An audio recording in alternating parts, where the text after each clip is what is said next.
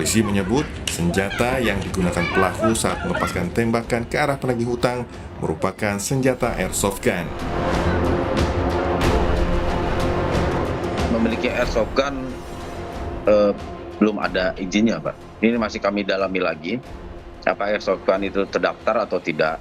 Nah, kemudian mengenai senjata tajam, betul senjatanya adalah senjata penikam. Kalau senjata penikam itu jenis belati, gitu, Pak.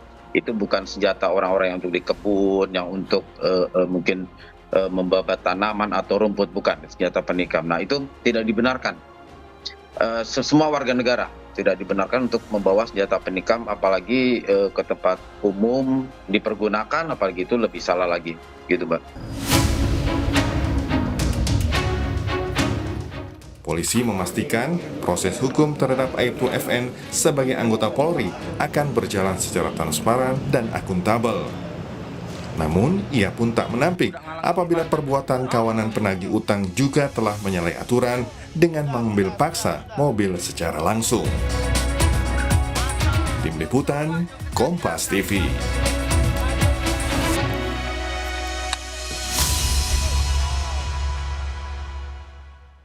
Untuk membahas mengenai aksi penganiayaan polisi kepada penagih utang atau debt collector di Palembang, Sumatera Selatan, sudah bergabung bersama kami anggota Kompolnas Yusuf Warshim. Selamat petang, Pak Yusuf.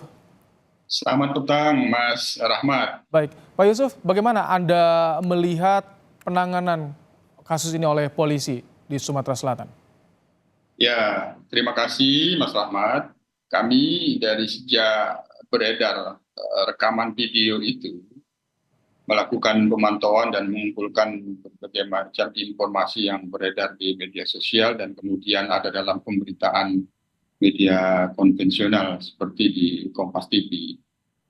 Ini kita pahamin sebenarnya yang sering terjadi juga, ini namanya benturan antara developer yang sering terjadi dengan masyarakat yang dikatakan meminjam, di mana developer itu kan targetnya kalau sudah di lapangan itu menarik secara sepihak kendaraan bermotornya. Debt collector, Pak Yusuf ya? Ya, debt collectornya kan menagih secara sepihak yang sering terjadi, dan itu sering juga ada laporan polisi yang masuk ke Kompolnas juga mengeluhkan.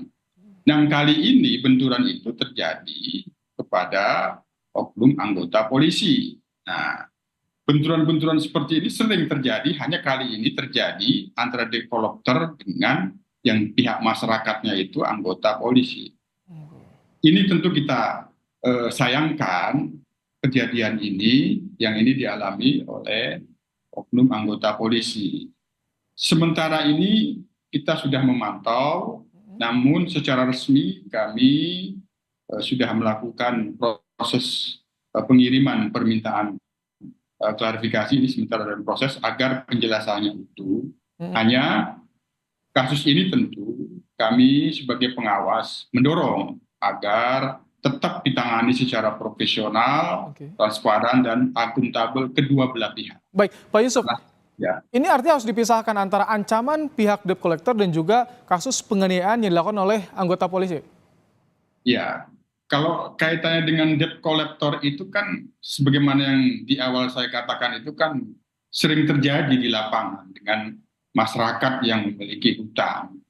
Ya itu kita sudah tahu lah, karena juga ada keluhan juga yang sampai ke Kompolnas, ancaman kekerasan itu kan sering terjadi dilakukan oleh debt collector. Nah, kali ini terjadinya pada oknum anggota polisi. Nah, di mana oknum anggota polisi, sebagaimana yang kita lihat di rekaman itu dan penjelasan sementara, ada kepanikan dan melakukan pembelaan diri, keterdesakan, kemudian pada saat ini sudah diproses di Propam. Saya kira itu yang akan terus kami dorong penanganannya, apalagi kalau memang ada laporan polisi dari pihak debt collector, ya tetap diproses secara profesional. Baik, Pak Yusuf, tadi kalau membawa airsoft gun, ada senjata penikam juga yang disampaikan dibawa oleh anggota Polri ini. Bagaimana? Apakah cukup di Propam atau ada proses hukum pidananya juga yang harus diselidiki di sini?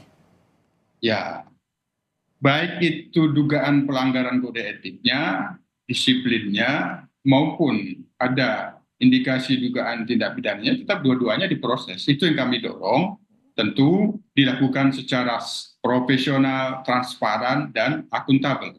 Itu Mas Rahmat. Baik, kalau status hukumnya sekarang bagaimana informasi yang Anda peroleh, di Kompolnas peroleh? Kami sementara ini sedang proses melakukan permintaan klarifikasi sebagaimana lazimnya agar kami mendapatkan penjelasan yang utuh. Nanti di sana baru kita lihat apabila ada hal-hal yang perlu diberikan masukan, saran, kami akan berikan apakah itu kaitannya dengan SOP ataupun kaitannya dengan kepemilikan senjata api yang dalam penjelasan sementara itu airsoft gun, yaitu nanti kita berikan saran-saran. Namun sementara ini kami sedang melakukan proses permintaan klarifikasi, harap kita tunggu. Tapi kalau secara aturan bagaimana seorang anggota Polri membawa airsoft gun dan juga tadi senjata penikam? Apakah itu kalau secara aturan ada pelanggaran atau bagaimana, Pak Yusuf?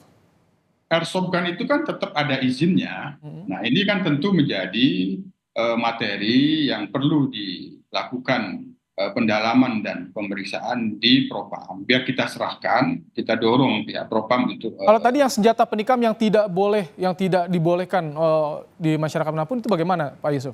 Yaitu terkait materi pemeriksaan, biar kita serahkan kepada pihak Propam untuk melakukan pemeriksaan apakah benar demikian senjatanya. Sementara ini juga satu hal yang perlu kami mintakan klarifikasi, Mas Rahmat. Termasuk hutang, apakah memang betul punya hutang 2 tahun yang belum terbayar. Itu yang perlu kita mintakan klarifikasi juga. Baik, terima kasih Pak Yusuf Warshim, anggota Kompolnas telah meluangkan waktu untuk menyampaikan pandangannya terkait dengan kasus ini di Kompas Petang sore hari ini. Terima kasih Pak Yusuf.